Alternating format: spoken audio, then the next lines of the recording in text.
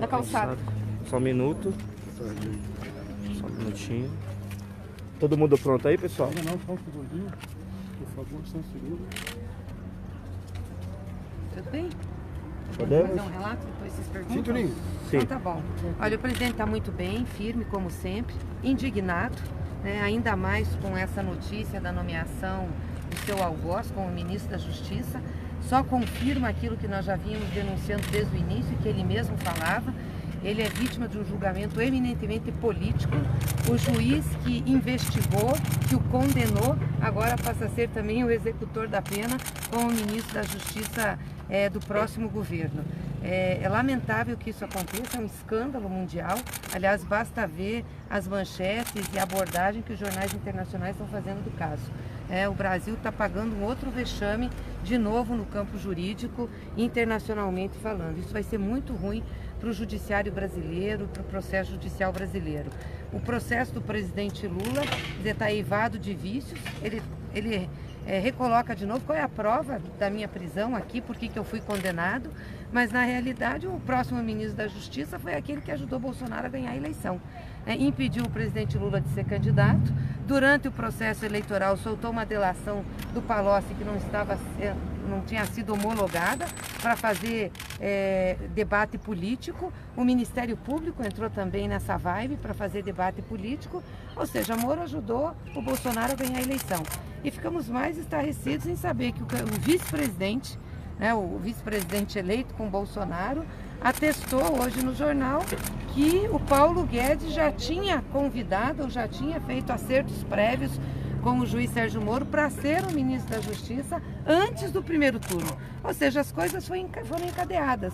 Nós gostaríamos de saber desde quando essa articulação com Bolsonaro e Sérgio Moro existe, para que ele viesse a ocupar agora um super ministério. Ou seja, o algoz de Lula está no Ministério da Justiça. Nós estamos reforçando o pedido para que o CNJ paute a denúncia que fizemos como bancada do Senado e da Câmara para investigar o vazamento do grampo que eles fizeram com a presidenta Dilma para impedir Lula de ser ministro. Eu creio que desde lá essa articulação está sendo feita, entendeu? Para desestabilizar e impedir que Lula participasse das eleições. E estamos pedindo para adendar essa denúncia no CNJ, exatamente com os fatos recentes da campanha e agora com essa situação em que Sérgio Moro é alçado a superministro da Justiça. Nós consideramos isso um escândalo. A denúncia internacional vai acontecer, os advogados estão tomando as providências, mas isso só confirma, absolutamente confirma aquilo que nós dizíamos. O processo que condenou Lula é um processo absolutamente político. Está preso aqui não é porque cometeu crime, não cometeu crime. Está preso aqui para não ter sido candidato a presidente, para proporcionar que Jair Bolsonaro ganhasse as eleições. Acho que isso fica evidenciado hoje para nós com esse convite e esse aceite do juiz Sérgio Moro para ser o ministro da Justiça. Qual foi a reação do Lula ao saber do superministério que o Moro foi convidado? Ele está indignado com isso. Ele disse assim, isso só corrobora aquilo que nós já dizíamos, que meu processo é político. O Moro, ao invés de apresentar uma prova contra mim, aceita ser ministro. Exatamente comprovando a nossa tese de que me condenou por um PowerPoint, me condenou sem ter fato concreto e que estava a serviço de uma causa política. É isso que está em jogo. Eu quero que me digam por que eu estou preso aqui, qual é a prova. E agora estão com outro processo, que é o processo sítio de Atibaia, que absolutamente não tem prova alguma também. Qual é a prova? O Lula é dono do sítio? Também não é dono do apartamento, não é dono do sítio, não é dono do terreno do Instituto Lula. E está sendo condenado, e está sendo processado por 2 desses e condenado por um terceiro. E o seu algoz, o seu condenador, vira ministro da Justiça, de um super ministério. Gente, isso é muito grave. Eu não sei se as pessoas estão sabendo da gravidade dos fatos que é isso. Isso desmoraliza o judiciário brasileiro. É muito grave o que nós vimos. E quais vão ser as outras medidas? A senhora comentou já a respeito de algumas para o CNJ. Que outras medidas o PT e os advogados de defesa devem tomar em relação a isso? Do CNJ no âmbito do PT e da nossa bancada, que é onde nós podemos atuar. Em relação aos advogados, ao Poder Judiciário, eu falei hoje com o doutor Cristiano e a doutora Valesca, estão estudando todas as medidas, tem que fazer os recursos, terão reunião com o presidente Lula e com certeza farão os pedidos devidos, e que são necessários serem feitos para a gente vencer essa falta de isenção e de parcialidade que nós tivemos no julgamento do presidente. Senadora, cabe alguma medida no STF contra essa ação, ou até para libertar o presidente? Sim, os advogados, com esse fato novo superveniente, já estão estudando as medidas que são necessárias. Mas ainda não há uma estratégia definida em relação a isso? Não, eles não falaram ainda as medidas, estão terminando de estudar, são várias, não serão uma só, e vão divulgar com certeza, vão divulgar através de nota, enfim, para esclarecer. Então, esse terreno eu prefiro que isso deve envolver também a questão da ONU? Com certeza envolve, até porque um fato importante foi a decisão da ONU não ter sido considerada pelo Judiciário brasileiro, nem pelo Supremo, nem por uma outra instância, e ela foi reiterada, então com certeza cabe. Presidenta, como o partido vai se posicionar agora daqui para frente? Como ele vai trazer a militância para Curitiba, para estar na resistência? Olha, a resistência nós sempre fizemos e vamos continuar fazendo. A campanha Lula Livre faz parte da nossa vida partidária, e vamos continuar denunciando isso, mobilizando a militância. O que nós queremos para Lula é justiça, nós queremos um processo justo, só isso, um julgamento justo, nada mais, nem mais nem menos que qualquer outra pessoa teria. Só que o que está acontecendo, e hoje ficou cabal a prova disso, é um julgamento político. Olha, o outro tema que foi discutido na reunião, esse foi o tema prioritário, foi uma avaliação desses primeiros passos do governo Bolsonaro. Quer dizer, de um lado, ele repete a estratégia do governo Collor de criar um Ministério da Economia que reúne o Ministério da Fazenda, Planejamento, Orçamento e Gestão e o Ministério de Desenvolvimento, Indústria e Comércio, num único superministério.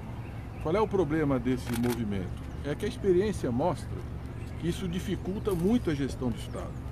O Ministério do Planejamento, além de toda a gestão de pessoal, e hoje está aqui quem era o responsável por essa negociação de todas as carreiras do funcionalismo, negociações salariais, do plano plurianual, da lei de diretrizes orçamentárias, da gestão do orçamento no dia a dia, é quem faz a interface com todos os ministérios do governo. Então você preserva a Fazenda para cumprir a missão essencial dela, que é o quê? A consistência macroeconômica, a responsabilidade fiscal e o crescimento da economia. Você está sobrecarregando um único ministro, e é um ministro que não tem nenhuma experiência de administração pública. Senão eu acho que ele refletiria muito em fazer uma aventura dessa natureza. E você está desconstruindo o Ministério da Indústria, que esse mês cresceu menos 1,8%. Não tem mais interlocução no governo, eles vão esvaziar o Banco Nacional de Desenvolvimento Econômico e Social. Então o que representa isso? A manutenção da emenda constitucional 25, daquele teto declinante dos gastos. Nós vamos ter um ajuste neoliberal selvagem no país. E as consequências sociais serão graves. E a gestão no governo será difícil e complexa. Por isso que você junta justiça, segurança, coloca a Polícia Federal, a CGU, todo um poder político, jurídico, policial na mão de um único ministério, que vai ser a construção de um Estado autoritário, que vai aprofundar esse estado de exceção seletivo que nós estamos vivendo. Eu me pergunto, o que esse ministério tem a ver com aquele discurso do domingo que dizia que os vermelhos seriam presos ou teriam que ser exilados do país? O que esse ministério tem a ver com o que está sendo votado no Congresso Nacional de criminalização como organização terrorista aqueles que lutam por moradia ou lutam por terra, num país que ainda é um dos mais desiguais do planeta, que nós temos uma imensa demanda social. O problema da moradia é um problema de política pública, é de negociação com os movimentos, é de construção de habitação popular. O problema da terra é reforma agrária, é a agricultura familiar, é assentamento, é fomento a que as famílias possam produzir na terra e viver da terra. Não é a questão de polícia, e muito menos uma questão de organização terrorista. Isso é um retrocesso brutal na história da democracia brasileira. Então você tem um neoliberalismo selvagem de um lado e um Estado autoritário que vai aperfeiçoar os mecanismos de controle e de imposição autoritária sobre os setores sociais e com sinalização clara de perseguição da oposição política. Então isso preocupa muito o presidente, tanto para o futuro da economia e do país, futuro da sociedade, quanto o próprio futuro do Estado Democrático de Direito no Brasil. E como que o PT pretende reorganizar a oposição, considerando toda essa discussão que tem havido com o Ciro e até com outros partidos que normalmente sempre estiveram alinhados mais à esquerda? Nós chegamos com 47 milhões de votos, vencemos mais uma vez, ganhamos as últimas 4 eleições presidenciais, Fomos para o segundo turno de novo, com uma votação muito expressiva. E se você olhar que nós somos 147 milhões de eleitores e que o candidato vitorioso teve 57 milhões de votos, 62% dos eleitores brasileiros, quase 62%, não votaram nele. A maioria do povo brasileiro, dos eleitores com direito a voto, não votaram em Bolsonaro. Por isso há uma imensa insatisfação na sociedade. 42 milhões de pessoas votaram nulo, ou votaram em branco ou se abstiveram. Então, além dos 47 milhões de votos que votaram em Fernando Haddad. Então nós temos, e uma parte dos eleitores de Bolsonaro votaram por insatisfação, por essa crise de representação política, votaram inclusive com pouca informação, uma campanha que não teve um debate, que o candidato usou todos os tipos de pretextos para fugir de uma discussão transparente. Eu o conheço há 28 anos, chegamos na Câmara de Deputados juntos, ele não aguenta o debate sobre qualquer matéria relevante nesse país, é por isso que ele fugiu. Então o tempo vai mostrar, infelizmente nós só vamos descobrir isso depois da eleição. E qual é a nossa estratégia? Uma grande frente democrática para defender a democracia brasileira, para defender os direitos, a liberdade de expressão, de manifestação, para defender inclusive a própria imprensa, porque os primeiros sinais não são bons em relação à liberdade de imprensa. E nós tivemos uma relação sempre republicana, o mais amplo respeito à imprensa brasileira, e de outro lado, defender os direitos dos trabalhadores, as políticas, educação, saúde, porque esse ajuste neoliberal selvagem significa retirar, por exemplo, da educação o caráter de ser um bem público, um bem de todos, direito de todo cidadão, e passar a ser uma mercadoria para aqueles que podem pagar. Nós vamos lutar contra isso. E aquela imensa manifestação que nós tivemos, ele não, vai voltar para lutar pelos direitos do povo e em defesa da democracia. Mas e como fazer essa frente democrática com, por exemplo, com o Ciro, por exemplo, que está com um ponto de vista crítico em relação ao PT?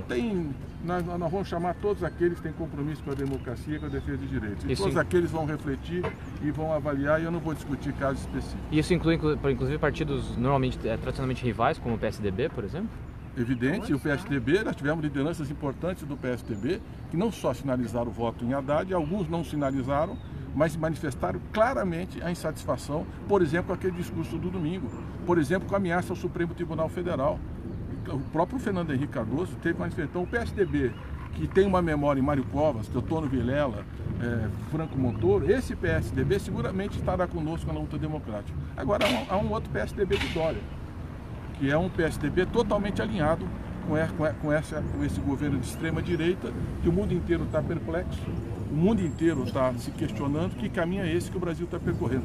A liberdade vai vencer o autorismo e a repressão, e a democracia vai derrotar essas propostas autoritárias. É isso que nós vamos lutar. E quem lutou está muito orgulhoso do que fez. Pessoal, acho que encerrou então, vamos ali para a vigília. Obrigado, viu? Ô, Serginho.